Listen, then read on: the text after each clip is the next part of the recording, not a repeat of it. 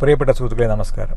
എല്ലാം ഒത്തിണങ്ങിയ ഒരു ഭരണമാണ് ഇപ്പോൾ കാഴ്ചവെച്ചുകൊണ്ടിരിക്കുന്നത്. എന്ന് പറഞ്ഞു കഴിഞ്ഞാൽ എല്ലാവിധ പ്രയാസങ്ങളും വൃത്തികേടുകളും ഒത്തിണങ്ങിയ ഒരു ഭരണം. ഇപ്പോൾ ഗവൺമെൻറ് ഉദ്യോഗസ്ഥരുടെ ശമ്പളം വരെ കൊടുക്കാനാകാത്ത അതിഗുരുതരമായ സാമ്പത്തിക പ്രതിസന്ധി നേരിടുന്ന ഒരു ഗവൺമെൻറ്റാണ് ഇപ്പോൾ കേരളത്തിൽ നടന്നുകൊണ്ടിരിക്കുന്നത് എന്ന് പറയുമ്പോൾ അതിൻ്റെ ഗുരുതരാവസ്ഥ. ഇപ്പോൾ 2600 കോടി കടമായി എടുത്തു കഴിഞ്ഞാൽ 2400 കോടിയും ഈ പലിശക്ക് മാത്രം വേണ്ടി വിനിയോഗിക്കേണ്ടി വരുന്ന ഒരവസ്ഥയിലേക്കാണെന്നൊക്കെ പറയുന്നിട്ട് അതിൻ്റെ നിരസ്തി എനിക്കറിയില്ല. നിങ്ങൾക്ക് ഗൂഗിളിൽ എവിടെയെങ്കിലും തപ്പിയാൽ മനസ്സിലാക്കാൻ പറ്റും. ഏതായിരുന്നാലും ഗുരുതരമായ ആപൽക്കരമായ ഒരു സാമ്പത്തിക പ്രതിസന്ധിയിലൂടെയാണ് കേരളം ഇപ്പോൾ കടന്നു വന്നത്.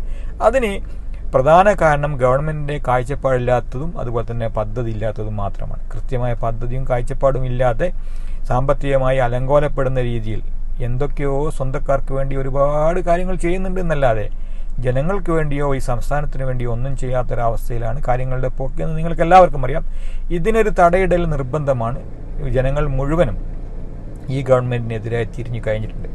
അപ്പോൾ അതിന് പുറമെയാണ് മുഖ്യമന്ത്രിയുടെ ധിക്കാരപരമായ ഈ വാക്കുകൾ ഉപയോഗിക്കുന്നതൊക്കെ വളരെ നീചമായ വൃത്തികെട്ട വാക്കുകൾ ഉപയോഗിക്കുക, പലരെയും അസഭ്യം പറയുക, ഇപ്പം നികൃഷ്ടജീവി, അങ്ങനെ വളരെ മാന്യന്മാരായിട്ടുള്ള നേതാക്കന്മാരെയൊക്കെയാണ് ഇത് പറയുന്നത്. അപ്പോൾ അത്തരത്തിൽ മുഖ്യമന്ത്രിയുടെ ഇമേജും വളരെ മോശമായ രീതിയിലാണ്. ഏതായിരുന്നാലും വടകരക്കാര മോനെ പോയി ഷാഫിക്ക് വോട്ട് ചെയ്യും.